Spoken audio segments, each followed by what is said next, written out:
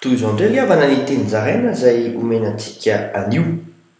Filipo ao amin'ny Kristy ianao, samy tory ao amin'ny tanàna misy anao.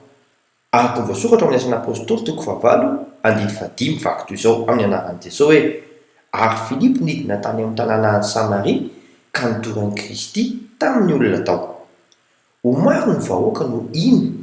Araka ny voasoratra amin'ny asan'ny apôstôly toko fahavalo andiny fahaenina vaky toy izao amin'ny anaran'i Jesosy hoe: ary ny vahoaka betsaka dia niray hevitra ny aino izay nolazain'i Filipo raha nandre azy sy nahita ny fahagagana nataony, sady ho faly ahita ireo vokatry ny fitorianao. Araka ny voasoratra amin'ny asan'ny apôstôly toko fahavalo andiny fahafito ka hatramin'ny fahavalo vaky toy izao amin'ny anaran'i Jesosy hoe: fa ny fanahy maloto niantso amin'ny feo mahery dia nivoaka tamin'ny maro izay nanana azy, ary maro ny marary ny paralesisa sy nandringa no nisitrahany, dia nisy fifaliana lehibe tao amin'izany tanàna izany.